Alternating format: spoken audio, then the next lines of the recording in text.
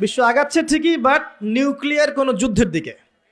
এখন বলবে ভবিষ্যৎবাণী করে দিল নিউক্লিয়ার যুদ্ধ হবেই, হবেই তো বলি নাই, বলেছি হওয়ার মুখোমুখি অবস্থা দাঁড়িয়ে আছে। যে কোনো মিলিটারি অ্যাফেয়ার্স যারা পড়াশোনা করে, ভালো মানের পলিটিশিয়ান যারা যারা ইন্টেলেক্ট রাখেন মাথার মধ্যে, শিক্ষিত সমাজ এবং মিলিটারি অ্যাফেয়ার্স যারা বোঝেন, তাদেরকে জিজ্ঞাসা করে দেখেন যে আবু তো আদনান ভাই একটা লেকচারে বলেছিল যে সারা ওয়ার্ল্ড নাকি নিউক্লিয়ার যুদ্ধের দ্বারপ্রান্তে দাঁড়িয়ে আছে, কথাটা কতটুকু সত্য? তারা অ্যান্সার দিবে ইনশাল্লাহ। দেখেন, এই শিক্ষিত সমাজ অ্যান্সার দিবে ইনশাল্লাহ। তাকে জিজ্ঞেস করতে যায় না যে বিষয়ে কোনো জ্ঞানী রাখে না। আমার কথা কি বুঝতে পারছেন? যারা এই সেক্টরে পণ্ডিত তাদেরকে জিজ্ঞাসা করেন, তারা বলবে যে হ্যাঁ, এটা মুখোমুখি দাঁড়িয়ে আছে, যে কোনো সময় হতে পারে, হতে পারে, হতে পারে। আমরা নিউক্লিয়ার যুদ্ধ হবে কিনা তা তো আর আমরা কোরআন সুন্নাহয় পাইনি। এতটুকু পেয়েছি, মালহামা হবে। কি হবে? মালহামা মানে মহাযুদ্ধ। এটা বিভিন্ন কান্ট্রির মধ্যে জড়িয়ে পড়তে পারে, আল্লাহু আ'লাম বিসসাওয়াব। এতটুকু জেনেছি, ইরাকের ইউফ্রেটিস নদীর সোনার পাহাড়কে কেন্দ্র করে বিশাল যুদ্ধ হবে, এটা জেনেছি, হাদিসে আছে। শুধু তাই নয়, নবী সাল্লাল্লাহু আলাইহি ওয়াসাল্লাম বলেছেন প্রতি 100 জনের মধ্যে, প্রতি 100 জনের মধ্যে 99 জন মানুষ ওই যুদ্ধে মারা যাবে। যারা যুদ্ধে অংশ নিবে তাদের কথা বলা হচ্ছে।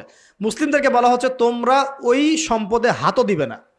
ওই সম্পদ নেয়া তো দূরের কথা, ওখানে হাতও দিতে যেও না। আমার কথা কি বুঝতে পারছেন? তো দেখছেন বিশ্ব এগিয়ে যাচ্ছে, কিন্তু আমরা বলছি যে একটা নিউক্লিয়ার ওয়ারের দিকে এগিয়ে যাচ্ছে। দেখছেন ইকোনমিক্যালি আমরা খুব সমৃদ্ধ হচ্ছি, সারা বিশ্ব, তাই না?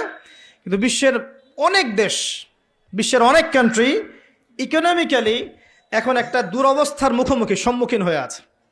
এটা রিয়েলিটি আর ভিজুয়াল ওয়ার্ল্ড এক জিনিস নয়। আপনি দেখছেন মেয়েরা খুব এগিয়ে যাচ্ছে, একদম ওই যে স্টেজে উঠে নাচানাচি করছে, অধিকার আন্দোলন এভরিথিং, তাই না?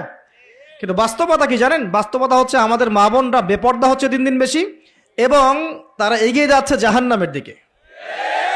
আর নবীজি বলেছেন এই কথাই, শেষ জামানায় এক শ্রেণীর নারী বের হবে, নিসাউন, মহিলা, ক্যাসিয়াতুন, যারা কাপড় পরে থাকবে, আরিয়াতুন, তারপরেও নগ্ন হবে কাপড়, এবং তারা অন্যকে আকৃষ্ট করবে, যে সিডিউসড করবে, এবং অন্যের দিকেও আকৃষ্ট হবে, মানে নিজেও সিডিউস হবে।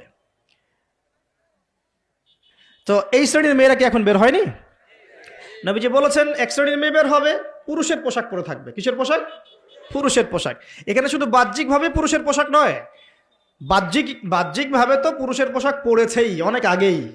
যান এই যে বনানী, আপনার শপিং মলস, গুলশান, ঢাকার বিগ সিটিজ, মেগা সিটিজের মেগা পয়েন্টগুলো তো যান, আপনি নিজের চোখেই দেখতে পারবেন। আপনার এখানেও আছে?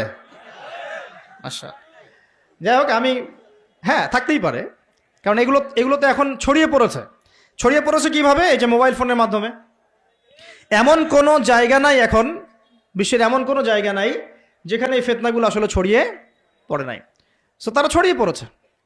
এখন নবী সাল্লাল্লাহু আলাইহি ওয়াসাল্লাম এটাই বলছেন যে মেয়েরা পোশাক পরিবর্তন হয়ে যাবে, ছেলেরা মেয়ের পোশাক পরবে, মেয়েরা ছেলের পোশাক পরবে। পরে নাই? আর কোন নিদর্শনের জন্য অপেক্ষা করছেন?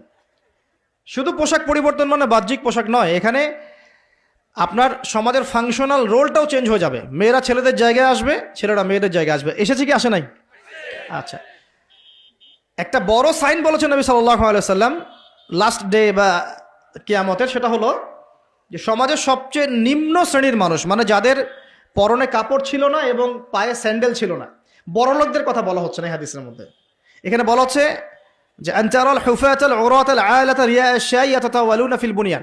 এখানে এমন মানুষের কথা বলা হচ্ছে যারা নগ্ন পদের, খালি পায়ের, স্যান্ডেল কেনার টাকা নাই, খালি গায়ের মানে কাপড় কেনার টাকা নাই, এবং রাখাল শ্রেণীর মানুষ। তারা কি করবে? ইয়াতাতাওয়ালুনা ফিল বুনিয়ান, উঁচু উঁচু কনস্ট্রাকটিভ বিল্ডিংস নির্মাণের প্রতিযোগিতা করবে। হয়েছে কি হয়নি?